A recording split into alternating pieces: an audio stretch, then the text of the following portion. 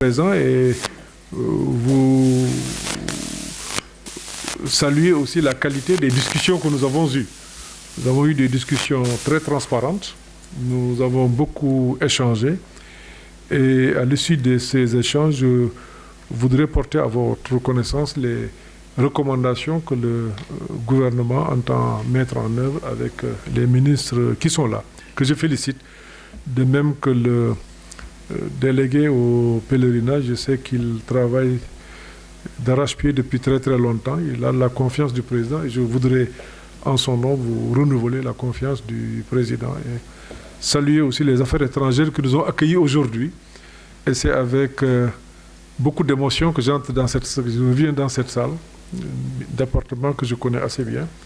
Et je disais tout à l'heure au secrétaire général que j'ai connu d'ailleurs alors qu'elle était dans d'autres fonctions, que c'est un ministère où il y avait de grands commis de l'État, de grands cadres, que je voudrais saluer. Donc, la première recommandation, il est demandé au ministère des Affaires étrangères de veiller au respect des délais prévus pour le début et la clôture des inscriptions. Donc, ce sera au 15 mars. Il prendra les dispositions nécessaires pour faciliter toutes les opérations d'enrôlement des pèlerins. La seconde recommandation est destinée aussi au ministère des Affaires étrangères qui prendra les dispositions utiles de concert avec les voyagistes privés à la bonne organisation du Hajj avec l'implication de toutes les parties prenantes pour la parfaite prise en charge de tous les pèlerins en mettant un accent particulier sur le transport, l'hébergement et la restauration.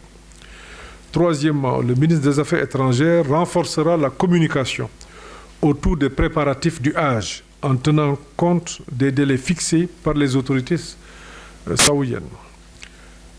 Quatrièmement, le ministre des Finances prendra les dispositions appropriées pour finaliser la procédure de mise en compétition des banques en vue d'obtenir le taux de conversion fixe du rial.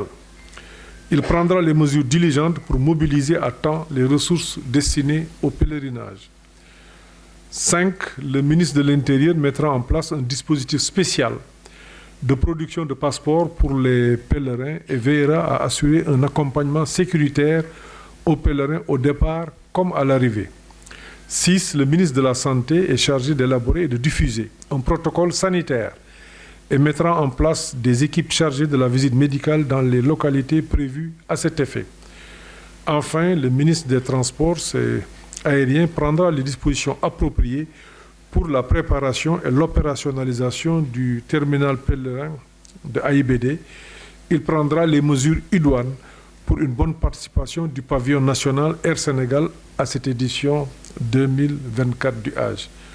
loolu mooy 7 recommandations yi nga xam ne def nañ ko may sant ñëpp di gërëm ñëpp dañuy